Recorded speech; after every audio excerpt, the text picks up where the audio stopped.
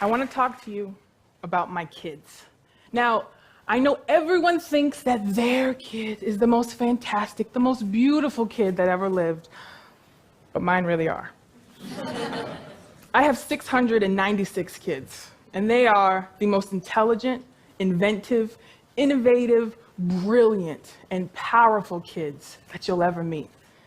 Any student I'd have the honor of teaching in my classroom is my kid. However, because their real parents aren't rich, and I argue because they are mostly of color, they will seldom get to see in themselves the awesomeness that I see in them. Because what I see in them is myself, or what would have been myself. I am the daughter of two hardworking, college-educated African-American parents who chose careers as public servants. My father, a minister, my mother, an educator. Wealth was never the primary ambition in our house. Because of this lack of wealth, we lived in a neighborhood that lacked wealth, and henceforth a school system that lacked wealth. Luckily, however, we struck the educational jackpot in a voluntary desegregation program that buses inner city kids, black and brown, out to suburban schools, rich and white. At 5 years old, I had to take an hour-long bus ride to a faraway place to get a better education. At 5 years old, I thought everyone had a life just like mine. I thought everyone went to school and were the only ones using the brown crayons to color in their family portraits, while everyone else were using the peach-colored ones. At 5 years old, I thought everyone was just like me. But as I got older, I started noticing things like, how come my neighborhood friends don't have to wake up at 5 o'clock in the morning and go to a school that's an hour away? How come I'm learning to play the violin while my neighborhood friends don't even have a music class? Why were my neighborhood friends learning and reading material that I had done 2 to 3 years prior? You see, as I got older, I started to have this unlawful feeling in my belly, like I was doing something that I wasn't supposed to be doing, taking something that wasn't mine, receiving a gift, but with someone else's name on it. All these amazing things that I was being exposed to and experiencing, I felt I wasn't really supposed to have. I wasn't supposed to have a library, fully equipped athletic facilities, or safe fields to play in. I wasn't supposed to have theater departments with seasonal plays and concerts, digital, visual, performing arts. I wasn't supposed to have fully resourced biology or chemistry labs, school buses that brought me door to door, freshly prepared school lunches, or even air conditioning. These are things my kids don't get. You see, as I got older, while I was grateful for this amazing opportunity that I was being given, there was this ever-present pang of, but what about everyone else?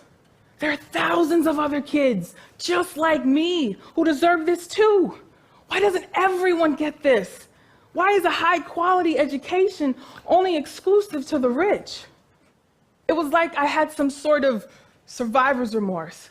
All of my neighborhood friends were experiencing an educational train wreck that I was saved from through a bus ride. I was like an educational Moses screaming, "Let my people go to high-quality schools." I'd seen firsthand how the other half was being treated and educated. I'd seen the educational promised land, and I could not for the life of me justify the disparity. We sit and we keep banging our heads against this term, achievement gap, achievement gap. Is it really that hard to understand why these kids perform well and these kids don't? I mean, really. I think we've got it all wrong. I think we, as Gloria Ladson-Billings says, should flip our paradigm and our language and call it what it really is. It's not an achievement gap. It's an education debt. Stop being perplexed or confused or befuddled by the achievement gap, the income gap, the incarceration rates, or whatever socioeconomic disparity is the new it term for the moment. The problems we have as a country are the problems we created as a country. The quality of your education is directly proportionate to your access to college, your access to jobs, your access to the future. Until we live in a world where every kid can get a high-quality education, no matter where they live or the color of their skin, there are things we can do on a macro level. School funding should not be decided by property taxes or some funky economic equation where rich kids continue to benefit from state aid while poor kids are continuously having food and resources taken from their mouths. Governors, senators, mayors, city council members, if we're going to call public education, then it should be just that. Otherwise, we should call it what it really is: poverty insurance. Public education, keeping poor kids poor since 1954.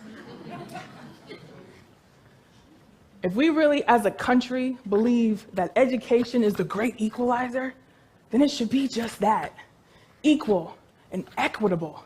Until then, there's no democracy in our democratic education. If your son or daughter or niece or nephew or neighbor or little Timmy down the street goes to an affluent school, challenge your school committee to adopt an impoverished school or an impoverished classroom. Close the divide by engaging in communication and relationships that matter. When resources are shared, they're not divided, they're multiplied. And on a micro level, if you're a human being, donate time, money, resources, opportunities, whatever is in your heart. There are websites like Donors Choose that recognize the disparity and actually want to do something about it. What is a carpenter with no tools? What is an actress with no stage? What is a scientist with no laboratory? What is a doctor with no equipment? I'll tell you, they're my kids. Shouldn't they be your kids too? Thank you.